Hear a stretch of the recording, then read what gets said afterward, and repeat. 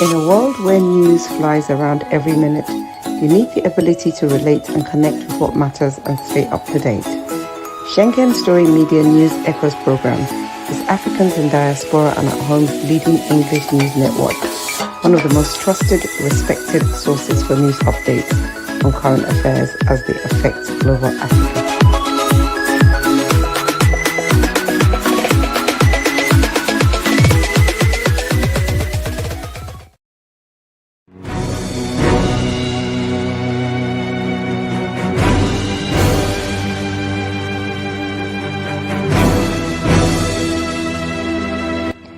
Looking for the right answers to hard and sometimes confusing global events? Look no further. SSM's team brings unique perspectives from across the globe. Our in-depth independent reporting is to make you better understand the world as we evolve.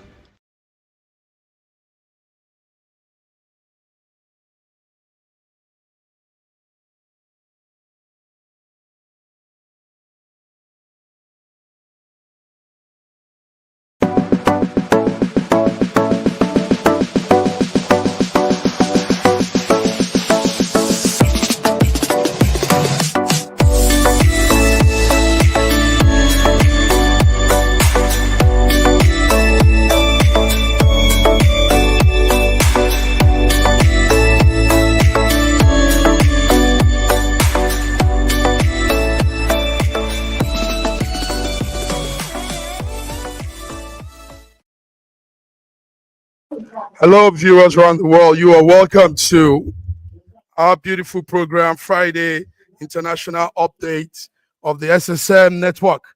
Joining me from different parts of the world are my colleagues and friends from Lagos, Nigeria, is Olayinka Raji. Olayinka, you're welcome.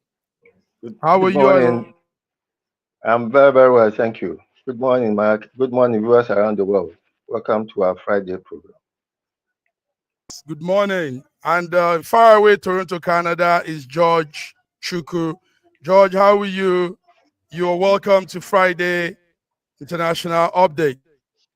Good morning, Massive Mark. Good morning, Online Karaji, and viewers from around the world. We want to welcome you this morning to our Friday show. Thank you.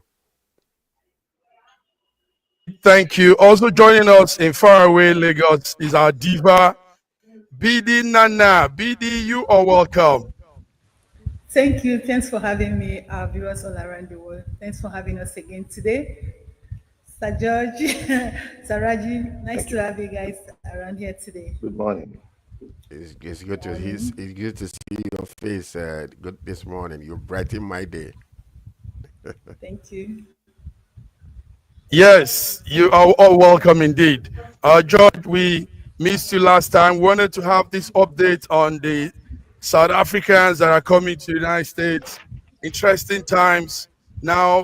White South Africans are becoming refugee in the United States. George, what do you have on that? Let's hear something again before we go into the main story. What's that news?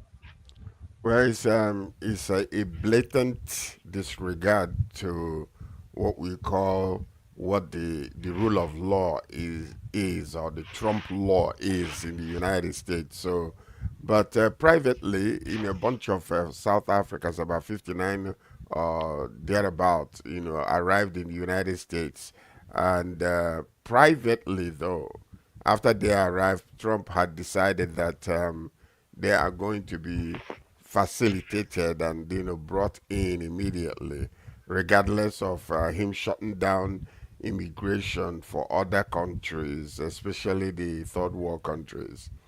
But in a disappointing type of event that took place, privately, it's being said that he's very disappointed because when he was bringing them in, he was bringing them in under the auspices of the fact that they're going to come and become farmers, that they are farmers.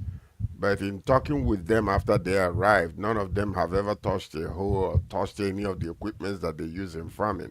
So privately, Trump is very disappointed, but he will not admit it openly. So that's what's happening.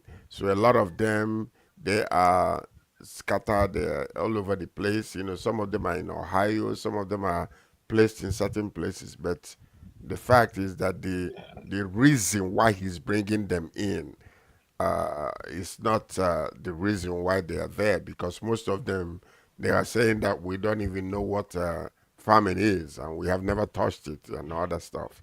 So anyway, so that's the latest event regarding those South Africans that are brought in.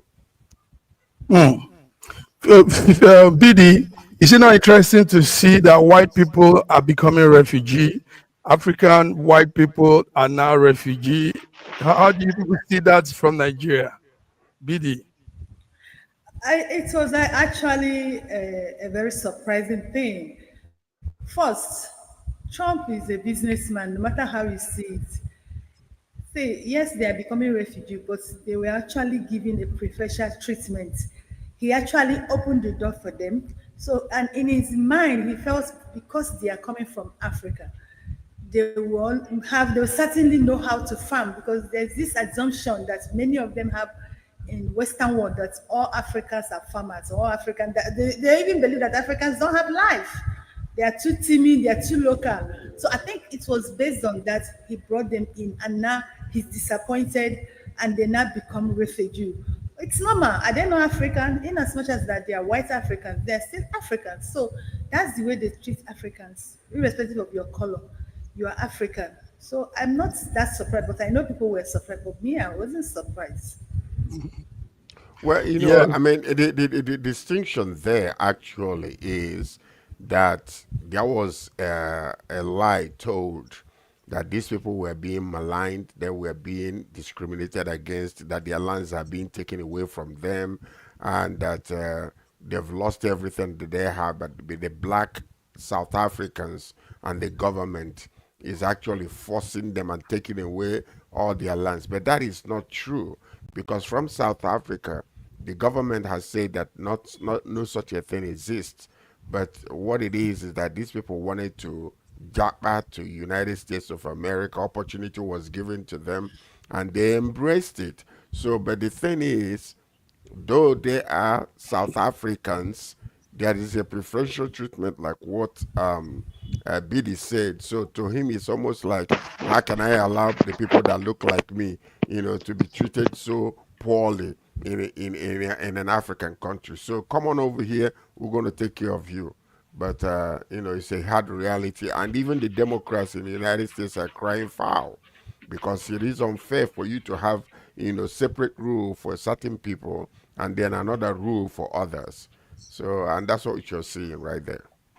That's what we're seeing right there. Raji, we also heard that there was a executive order mandating that these people be resettled, and it's a time when we know the United States is really kicking, like George said.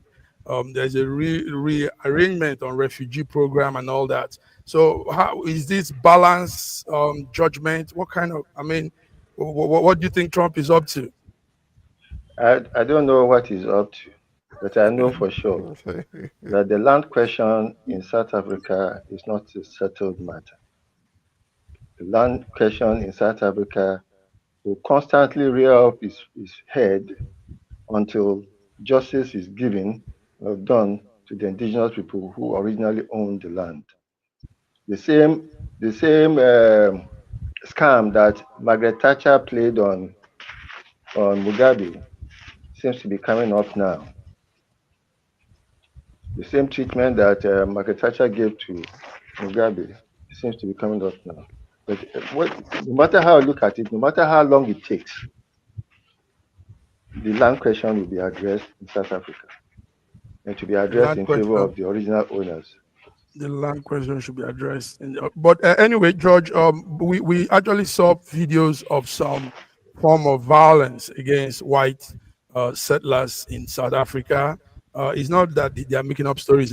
Actually, from what we did our research, and we saw that some people, the blacks now, there's like a shift of hate. The blacks now are really coming on them. There are videos of them beating white men, kicking families, destroying homes. So, are you aware of white enclaves in South Africa where there's no black person in that area? Exactly what I wanted to talk about. So what are you saying about blacks getting violent? Do you know there is a particular area that a black is not expected to dwell in South Africa? No matter who you are, no matter you don't, they don't allow you settle there in South Africa. Now, these are the people. If you go back to history, the whites are they are visitors. You came to someone's country and you took over it, and you now put a law that even the people you came to there is certain place they don't cross. And that's actually what brought the problem we are seeing now. A lot of South Africa want to encroach into some certain area, and the white said, no, you can't. And that's actually what is bringing this problem. But you know how the media does their job. They'll select the one they want and they'll push it. And I don't blame them, because the Africans have the problem of most of them don't know how to use the media, because the whites are actually pushing the narrative they want, and that is what the world is saying. And the black felt is more important. Anyway, it's a universal life for everybody. I mean, we don't want anybody to be partially treated or anyhow. But viewers, we are talking about dozens of white South Africans that have come to the United States as refugees. Maybe we just see this clip on it and we move on. Let's click on it. Not that one.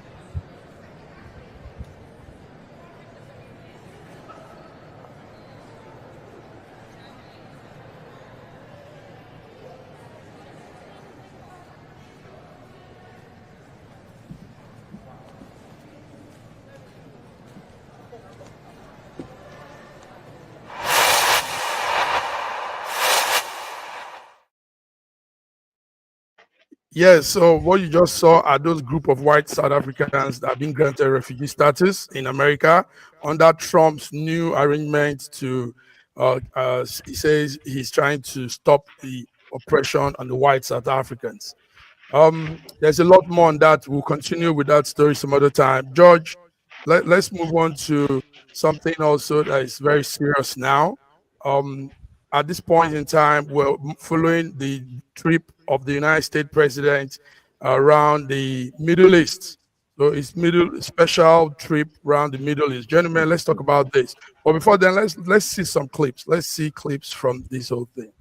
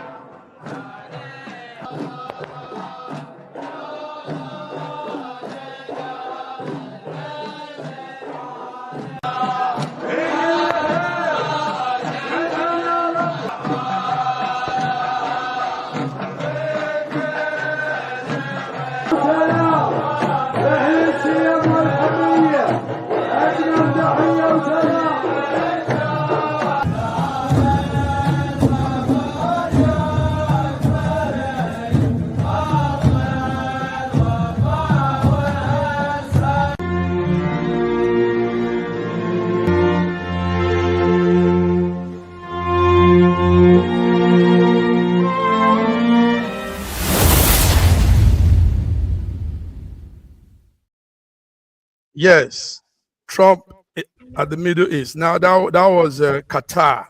Earlier in the week, he was also at Saudi Arabia. He started the trip with Saudi Arabia, and now he's at Qatar. He's moving now to other parts of the Middle East.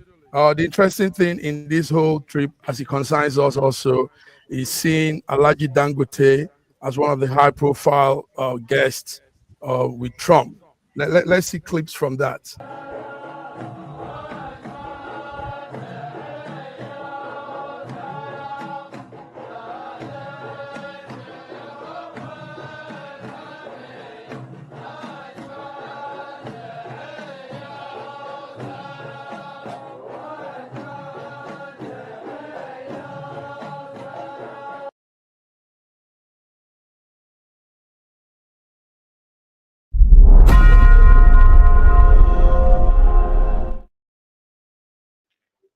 African richest man, Aliko Dangote, was among one of the guests, the special guest at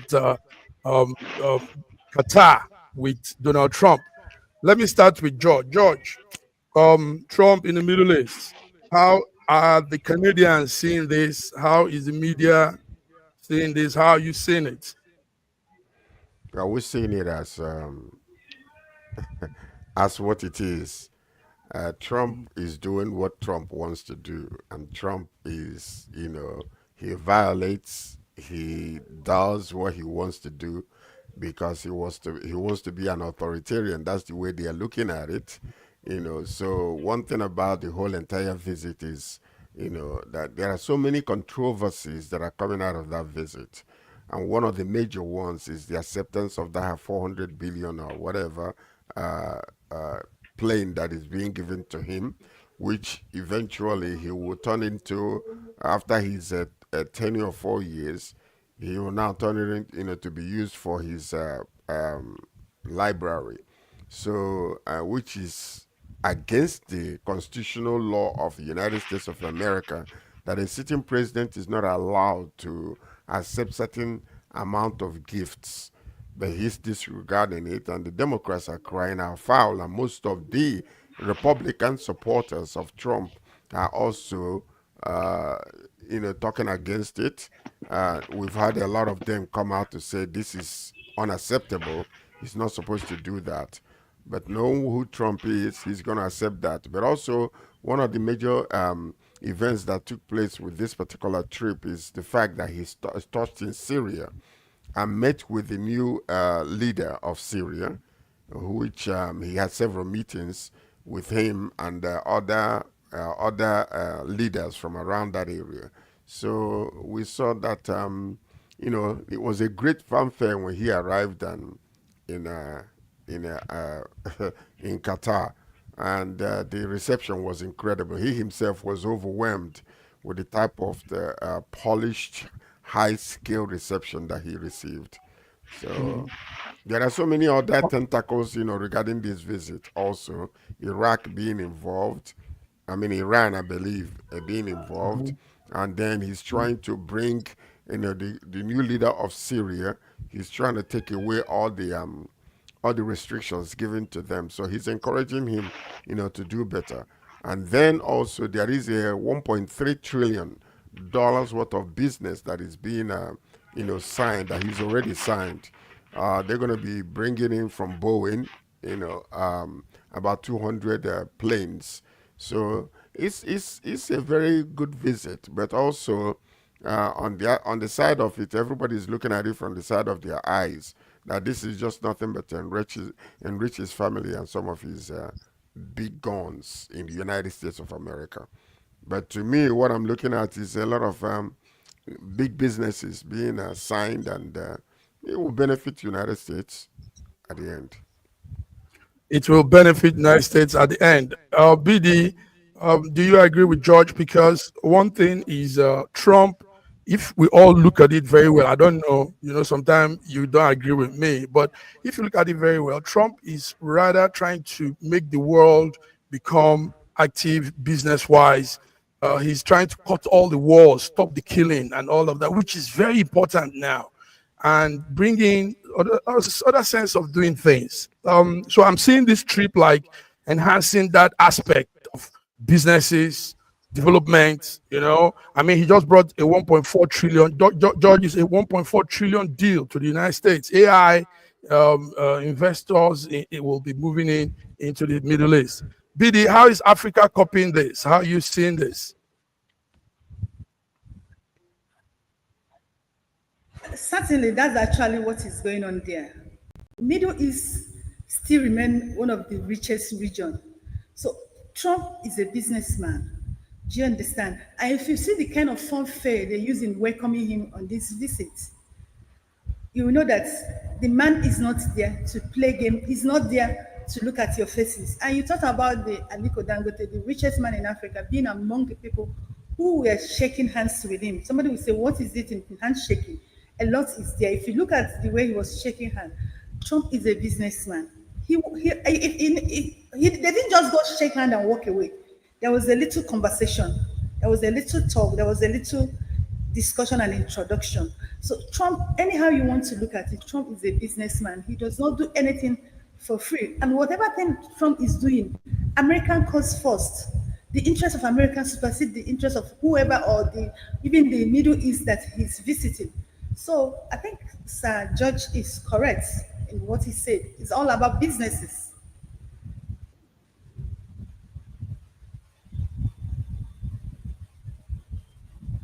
Can you hear me, Raji? I know you had a different opinion on the behind the scene before we came onto the frame. Yes, tell us. Is it about business? Is it worth it, or is he enriching for himself and his cronies?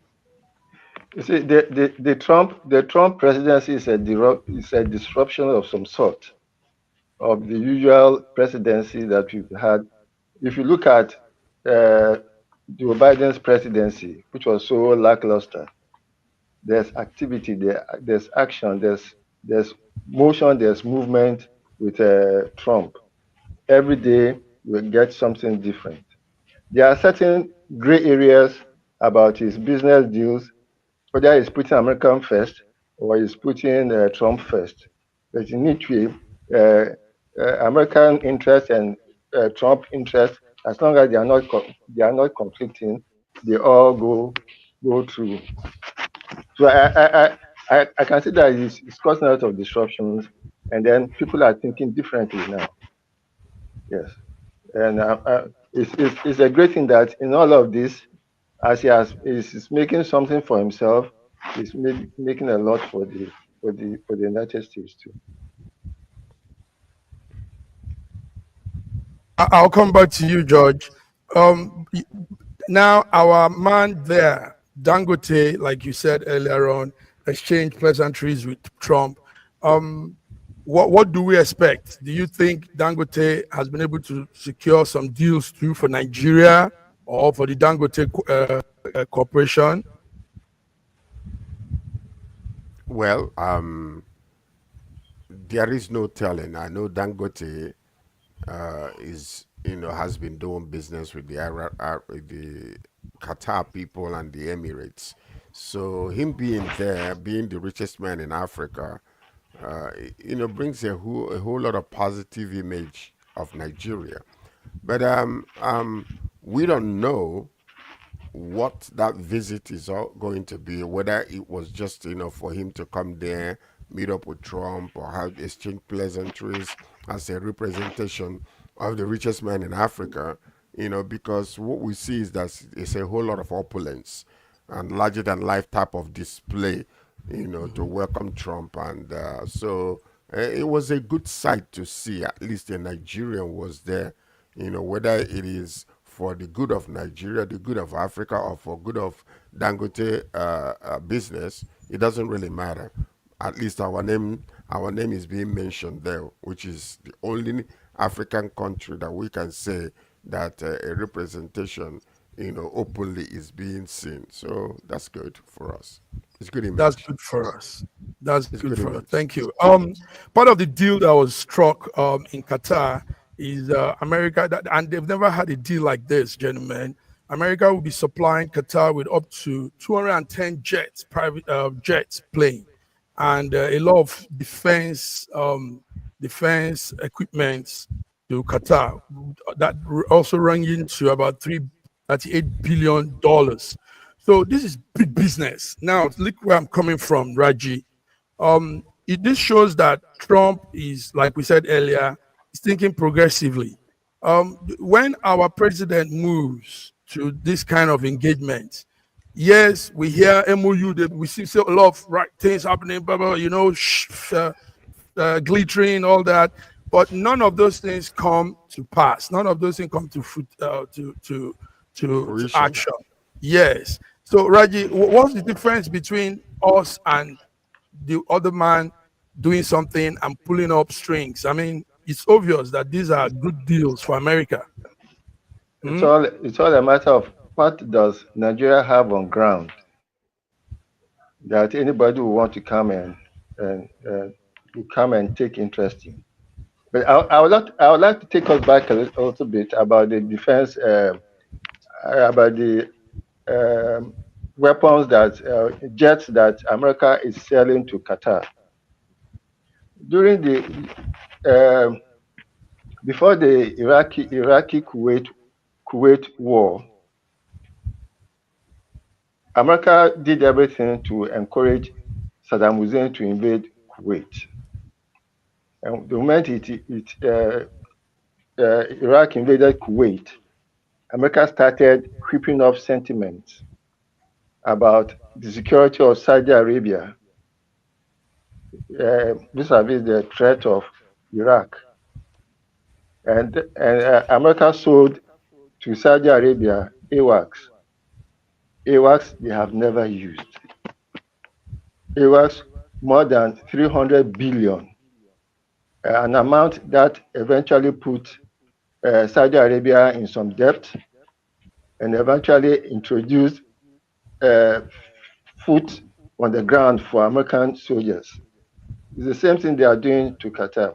Who is Qatar fighting? Qatar is not at war with any country. So buying 300 billion worth of jets is just for display. They are not doing. How many of them? How many of them are there in Qatar? So it is good business for American weapon manufacturers. It is a bloody waste of money for the Qatar. I wouldn't say bloody waste of money. We know. I don't think so. I don't think so. I don't think so. Because the amount of weapons that you have positions you as a very strong nation to be respected, to be feared. So that's why you see that some of these countries that tend not to have any type of discipline in the way that they display their weapons are being stopped from, accumulating any kind of nuclear warheads. So, but what it is this: the more of those weapons that you have on hand, whether it is going to be used or not, will actually have other countries around you to respect you. We have seen that again and again and again. Where have you seen that again and again and again? Okay, look at your country today being invaded by terrorists with even better weapons than what our military men are using. So tell me, what compare that to what Qatar is about to have right now? With all the weaponry that you have had, was all the helicopter assault rifles, assault whatever that we have. The bandits still invaded our army barracks, and took away trillions of worth of weapons.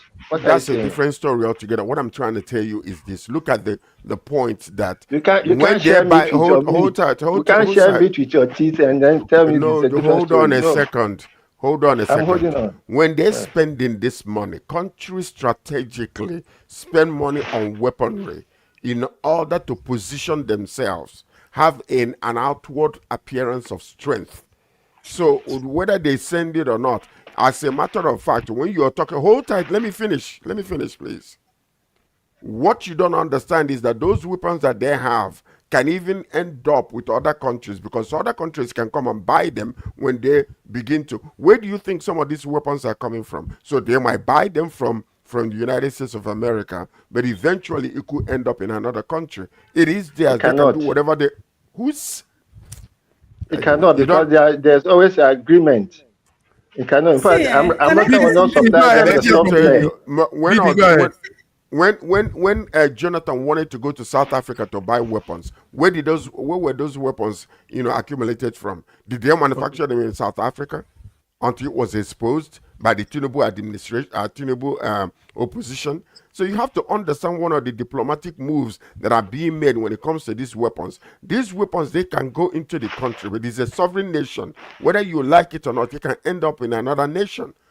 It can end up if they need it more than you do. So it's a very strategic move that they are making. They have the money, and they are trying to protect themselves with this show of, larger than life type of deal that is being made. A few years ago. Sorry, go on, Bidi. Bidi, go ahead. I quite agree with you, Sir George. But you see, I best to go with what Saraji is saying. Now, in that deal, they said, let me read a little 25. So they say United States and Qatar have signed a significant deal where Qatar Airways will purchase up to 210 Boeing jets. Now they told us what Qatar is tends to benefit. But in that news, I've checked it since yesterday. They never told us what United States is positioned to benefit. Do you understand? So I know money, businesses, money. They're going to benefit money. Wait, Sergeant, let me course. Wait, no. See, I always say that Africans don't know how to negotiate. They don't know how to negotiate. It's not about they give them that they get money with their resources, and the number of years. If they will tell you the true discussion they've had, you will cry for Qatar. Do you understand? Trump is a businessman. Trump is a racist. Anyhow you look at it, he has gone there because he saw what he wanted. They would have gone there to make a business that will span for years, and they will flash this in our faces and feel like, oh, it's good. No, I think I agree with what Raji is saying. This deal will certainly fight, bounce back at Qatar in years to come. Go and mark it. Let's watch how it plays out. Trump is not a man that you go into business and you win him. It must be his interest. It must be the interest of United States of America. But you are saying it as if, oh, they are going to benefit, or people are going to be afraid of them. They are going to make money. But in real cases, it's not. They have gone to exploit Qatar. They have come again to exploit Africans. Anyway, it's not Africa. Whichever way you look at it, when I'm doing business with you and I'm signing either MOU or contractual agreement, there is a mutual beneficial agreement that will be reached, whether we like it or not. If Qatar they are not rich for nothing. They don't just throw money away. So whether it was done by duress or by force or by, open negotiation or whatever the case might be, what we are seeing as two nations are going to be benefiting. They're not giving $1.4 trillion to United States of America and not getting anything in return. So one big major thing is America comes first. America will represent America for the interest of America, and Qatar will represent Qatar for the interest of Qatar. So they have the money, they're spending the money. So whether we like it or not, it is going to benefit both. Whether one will benefit more at this time than later or vice versa, it's a business deal. It's a business deal. Thank you, gentlemen. Thank you. Everybody has good inputs on this. Let's do a small break. We'll be back. Our viewers, you're tuned into our Friday SSM Global Africa update, and we'll be back. In a world where news flies around every minute, you need the ability to relate and connect with what matters and stay up to date. Schengen Story Media News Echoes program is Africans in Diaspora and at Home's leading English news network, one of the most trusted, respected sources for news updates on current affairs as they affect global Africa.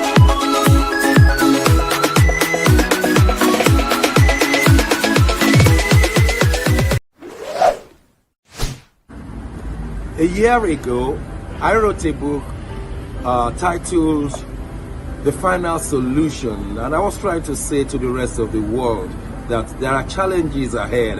Now, a prophecy did come, and that prophecy is coming to pass.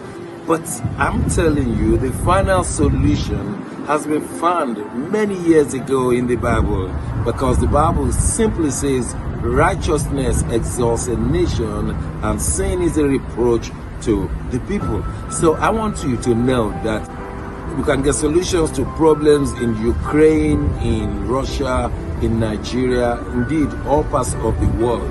We need that solution, and the solution is straightforward. Please get a copy of my book. It's the Final Solution by Bishop Shegun Johnson, and you can find it in Kindle, in Amazon. Just type Bishop Shegun Johnson, The Final Solution. It's very, very small book you can read within 2 hours, but it contains the final solution. Do get a copy. Not getting it is doing disservice to humanity. Don't forget The Final Solution.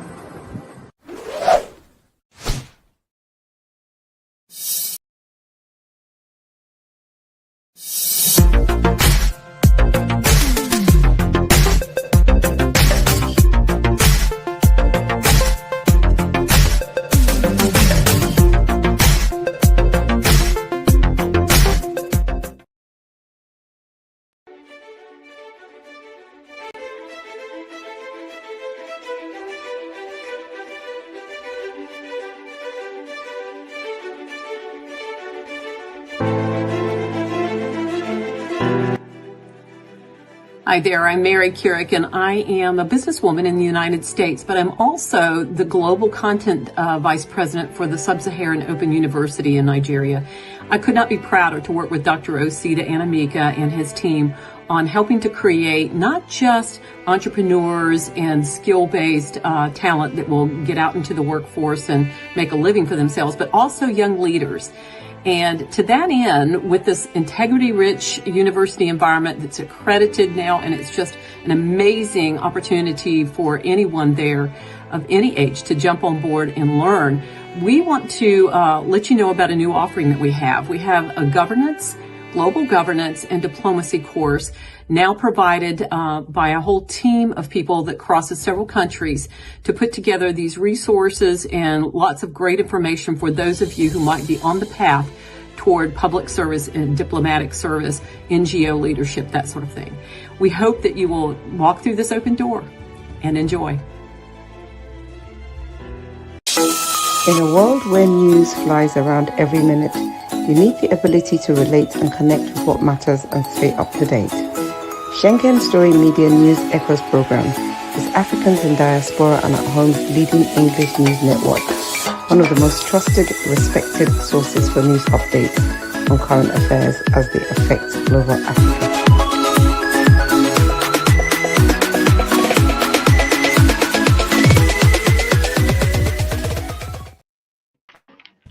Yes, George, welcome back. George, BD, and Raji, you're welcome back too.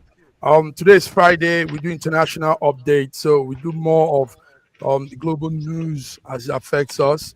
Gentlemen, yesterday was 15th of May, and that was the date Vladimir Putin set aside to have a kind of peace talk, Russia, Ukraine, the talk that was held in Turkey. Now we were live with that event. We didn't see Vladimir Putin. We didn't see Trump. Trump was actually crisscrossing to different parts of the Middle East. And what Trump said is because he wasn't there, Putin himself wasn't there, there might not be any resolution on that issue. Let's see something on the Trump, what Trump said. Let's see. I'm not disappointed in anything. Who are you from? I'm not disappointed. Why would I be disappointed? We just took in $4 trillion and he says, are you disappointed about a delegation? I know nothing about a delegation. I haven't even checked. Look, nothing's going to happen until Putin and I get together, okay? And obviously he wasn't going to go. He was going to go, but he thought I was going to go. He wasn't going if I wasn't there. And I don't believe anything's going to happen, whether you like it or not, until he and I get together, but we're going to have to get it solved because too many people are dying. I don't know if you had that very well. Well, that was him on the presidential plane crossing over to another part of the Middle East. And he was asked what could have happened at the meeting because that was the same time the meeting was being held in Turkey. So he said nothing could have happened because he wasn't there. Putin wasn't there. So, gentlemen, I want to ask you, do you think this war will continue as long as they've not come to a conclusion, as long as there's no peace deal, no real ceasefire? Whenever there's a ceasefire, somebody's still blowing up somebody's head somewhere. Let me start with you, George. George, what do you say? This is funny because Vladimir Putin was the one who called for this meeting. Mm-hmm. He initiated the meeting. But let me tell you the reason why he went there, he didn't go and refused to go, was because Trump wanted to use this as a way of, I'm in charge, I'm the one that is going to make this deal to work. Remember, his promise was on the first day that I become the president, the war in Ukraine with Russia will stop. But what is happening is a show of strength, a show of rubbing of shoulders. When he came, you remember he made a comment and almost was mandating Putin to show up in the meeting. And that was when Putin backed off. If Trump had allowed this particular meeting without injecting himself and trying to show that I am the super negotiator. I'm the one that's going to be the middleman to make sure that this deal goes forward. Putin would have gone. Remember one thing that Russia does not like: the showcase of American superiority over them. So Putin backed off from this. He's the one that initiated it. Why is he not going? It's simply because Trump injected himself into it. And they don't want to be subservient to him or to America in any way whatsoever. He wants to stop this war on his own authority and his own, being the one that I'm calling for it to stop. Let's make a deal and let's stop the war if we can. But immediately Trump injected himself. I said it. I say, this man is not going to show up. Because it's a show of strength and a show of, ego. These are men. And America is saying, we are the superpower. Russia is saying, no, you're not the only superpower. We can also do our own thing when we want it. And that's exactly what you're seeing. That's exactly what we're saying. They're making a puppet of Zelensky. That's the only thing that I don't like in this whole entire thing. Raji, are they making a puppet of Zelensky? While he was not there, we saw video clips. That's Russian President Putin. We saw video clip of him for the first time opening up his Kremlin home, his palace. Beautiful palace. For the first time, he opened up to media to see where he stays. Let's see a clip of that as we continue the discussion. Как видите, недалеко. 2 года назад примерно это было. Во время одного из интервью вы рассказали, что в вашей кремлевской квартире вы разговаривали с Си Цзиньпином. У меня здесь есть квартира, в которой я в последнее время много работаю, здесь и ночую. Мы перебрались туда и, сидя у камина, попивая чай, мы говорили обо всем не спеша. Я тогда вас попросил, если можно, увидеть, может быть, для нашей программы эту квартиру, где у вас прошли эти переговоры. Пожалуйста. Это вот, собственно, и есть, да, квартира? Да, это есть квартира. Как видите, недалеко.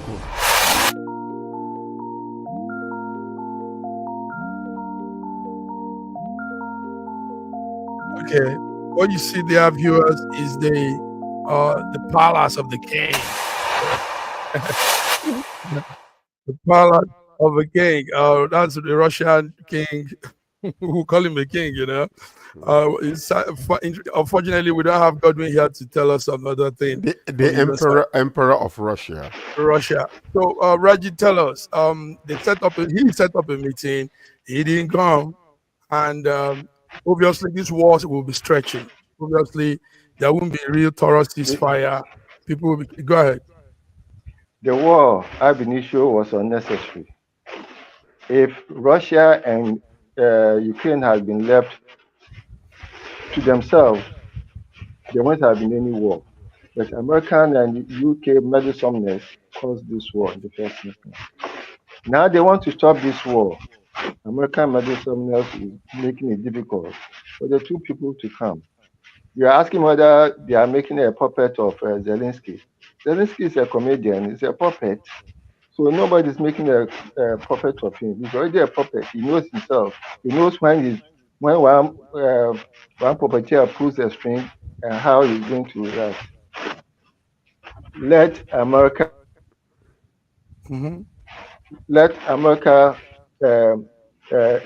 take itself out of the situation, and there will be peace. This Ukraine and Russia are the same people. They have been together for millennia. More than 40% of Ukrainians speak a native Russian language. So they should have been left to resolve their own matter. Recently, I also saw the European jokers trying to show some kind of manhood.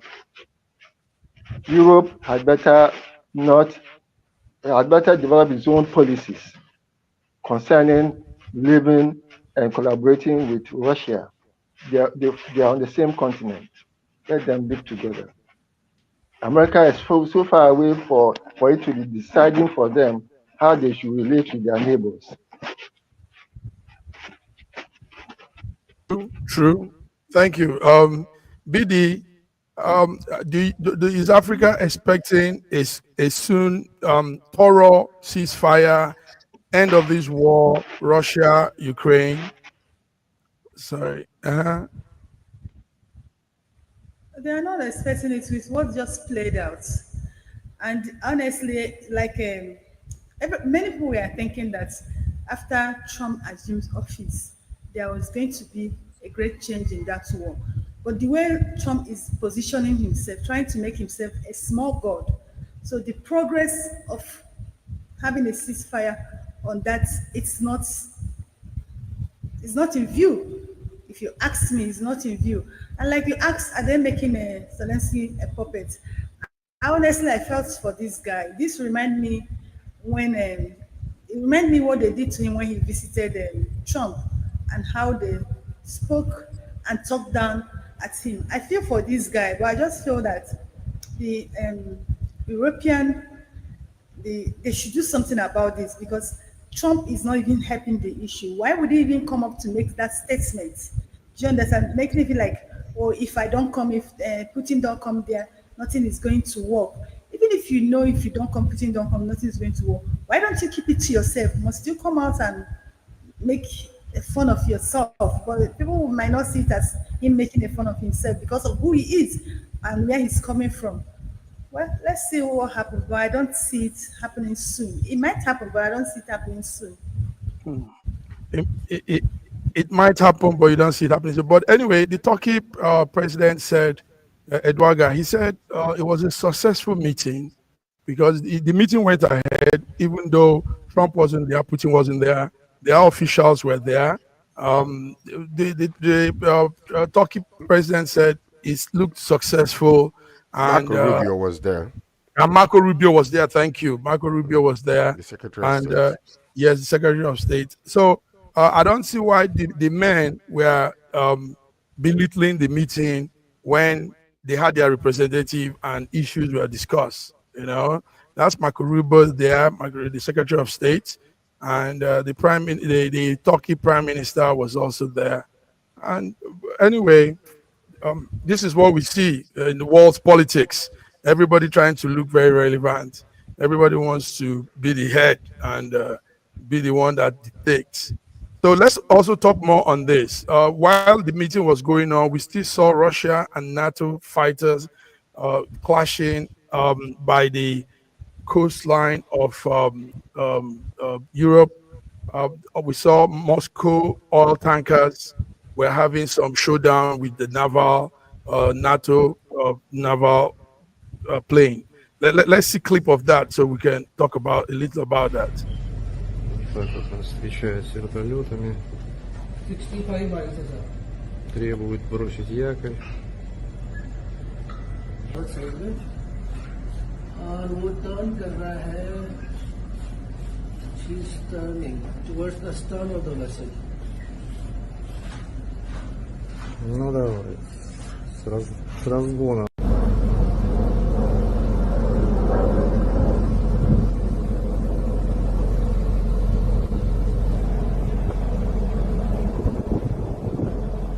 This is Estonian warship Papa 6732. Your request will be denied.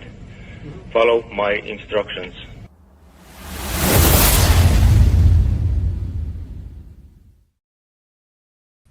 Okay, so what you just saw is a confrontation between warplanes on the Baltic Sea, and Estonia forces were seeking to come up on that vessel, but the Russian counterparts were saying it's not possible. So there was some clash there, but it was resolved. Everybody flew back to their base.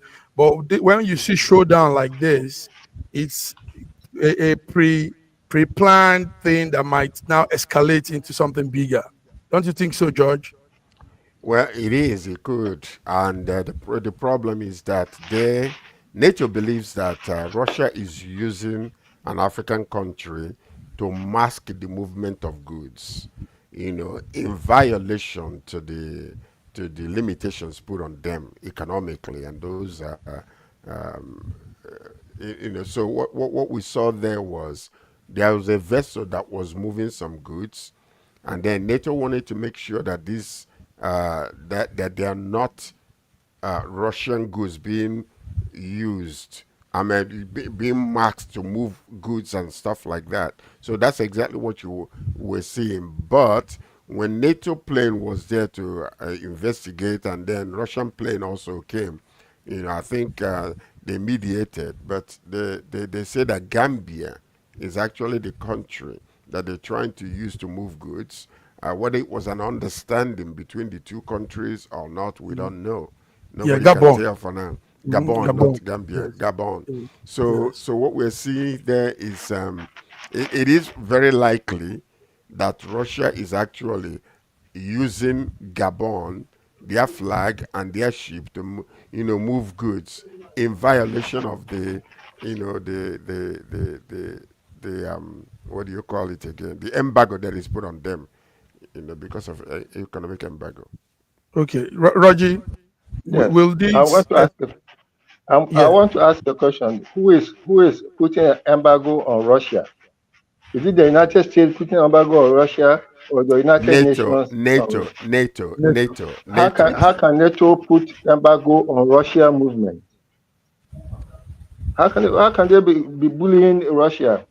NATO has no power to put any embargo on any nation.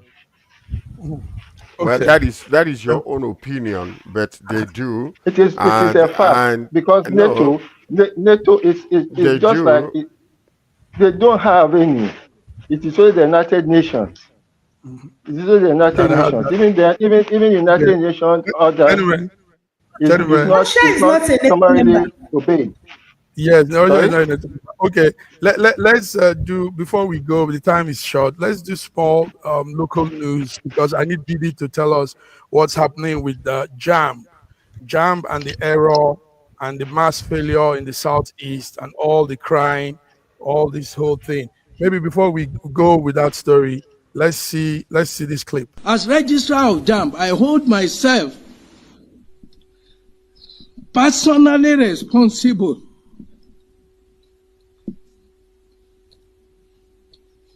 including for the negligence of the service provider and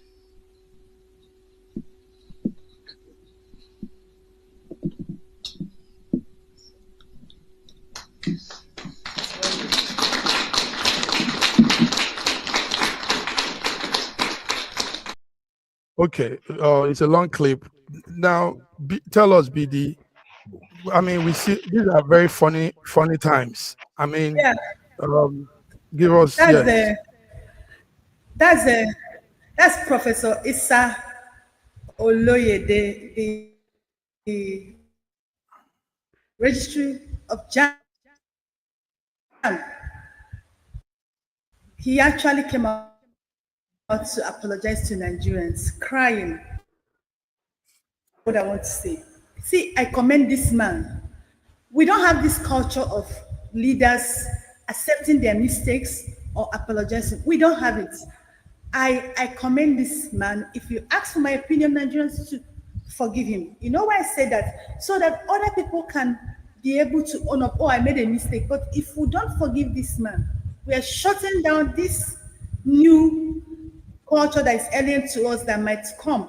Because this man is just like a INEC chairman who rubbed it on our face, even till today, still parading himself to be the best INEC chairman Nigerians have had. But we know what he did with our vote, our mandates. He stole it and gave it to our president.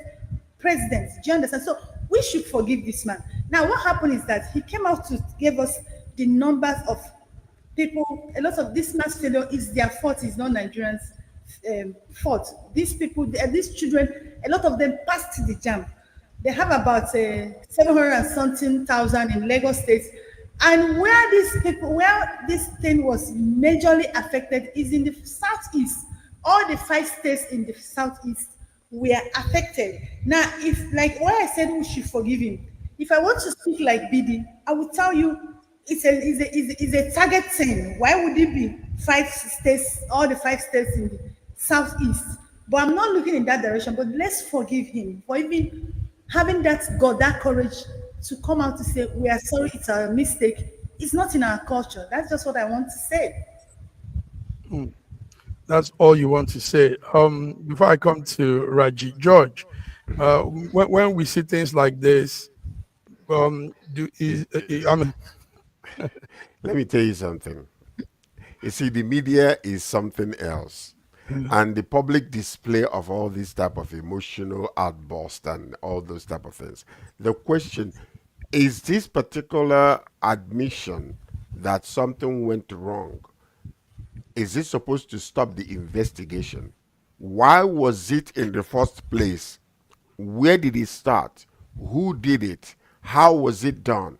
Why is it that only certain states were really affected over this situation? And why those states? Why not the northern states? Why not the southern states? Why not the central states? Why was it only the 5 states in the east that were affected? But how did it all happen? Becoming to cry is okay. Admitting that you are wrong is okay.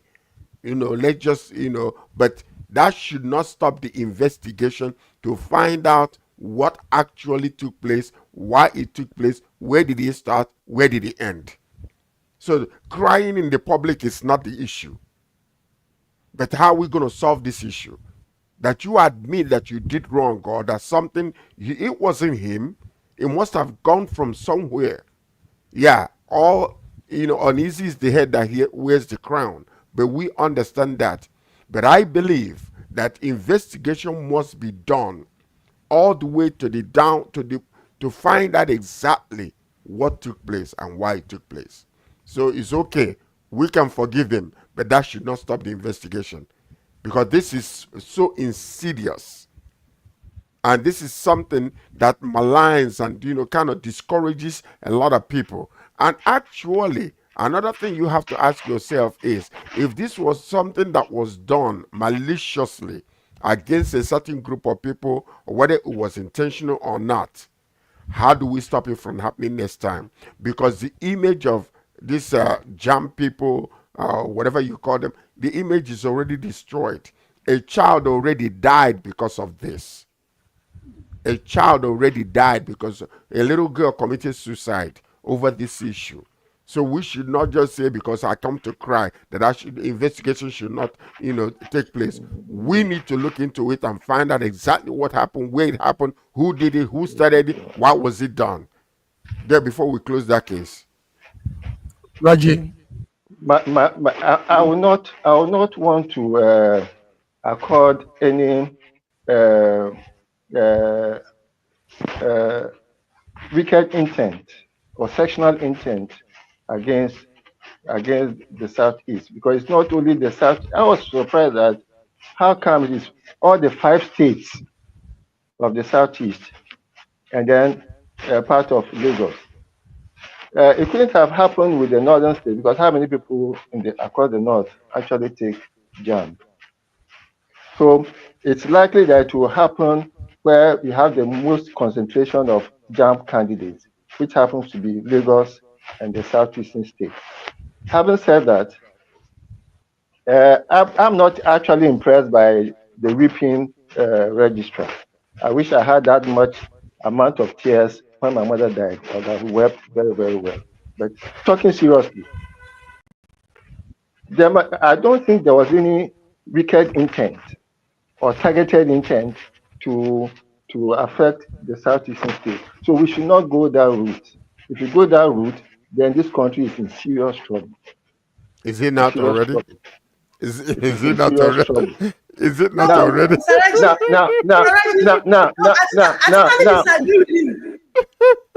Now, bringing the glitch at JAMB and comparing to the glitch, whatever it was with INEC, is also preposterous to me. And I want to advise all supporters of those who didn't win the election to please cool temper, like my friend will say, and then accept that an election has taken place, somebody has won. and let us prepare for the next elections and make it very, very clear. But going forward, I'm sure the JAMB will go on with this investigation, and honestly, I believe that nothing will be hidden. I don't think there was a deliberate intent. I totally disagree with you. See, like I said, I don't want to go into it, but for the fact that this man came out to apologize, that's okay. It's a new culture. It was intentional. If you follow this thing, even those people who were affected in Lagos, who were majorly Igbos, they used their name to target them. But I don't want to talk about that. Let's forgive him. And now you're talking about how is that possible? Nobody's talking about how is that possible? In life, I am an IT person. I'm an IT person. In fact, it is almost virtually impossible to target individual candidates. You know their name. By their name, you know them. By their name, you know them. By their name, you know them. Yes. Now, I don't think my in-laws from the East will acquire this persecution complex. I don't think we should. I don't think my in-laws from the East should acquire that persecution complex. It is dangerous. Anyway, that was what it was. Even though if we're not calling out straight, but we saw where the faults were in Lagos. That is what it seemed. Yes, not what is what. So that's what it is. That's what it is. Anyway, that's not what anyway, that's what it seems. So, online carriage, you are an elderly man that knows there is no smoke without fire. We know remember that saying. Has come to God. We should not have that persecution complex. But it is blatant, and it is happening. It has already. It's been happening online carriage. Let me tell you guys. I have stood before people and asked them, is the Southeast a conquered state? Because if you go through the Southeast, the amount of checkpoints, military checkpoints that you see, the amount of military presence that you see in the Southeast far overwhelms the population, compared with where in the Northeast and the Northwest, where there's banditry, that you can go through the whole of the Northeast or the Northwest without seeing more than 2 checkpoints. But you can't move 5 kilometers in the whole of the Southeast without seeing at least 2 checkpoints. There is something wrong with that. What do you think? Olayinka, can you tell us what you think? That's what I ask. Is the Southeast a conquered territory? That's why there's so much military. Well, but no, wait a minute. You're just telling us that you don't think that it was deliberately targeting the Southeast. Let me finish. Yes. Let me finish. If that is the case, if you are correct in your analysis of this whole entire thing, then all of a sudden you're bringing another issue where it seems as if that, we're being treated like a conquered state where everywhere you go, there are military men all over the place, checkpoints all over the place, So it's almost like you're talking from 2 sides of your mouth. You're on one side of it, you're saying there is not, and on the other side, you're asking a question. You let us know. What do you think from your own analysis? You will have to understand me very well. That it will be very sad if my in-laws will start acquiring this persecution complex, and to go as far as applying it to JAMB. That it is targeted against the JAMB. Gentlemen, okay. We have to. One second. Okay. In conclusion, listen to this.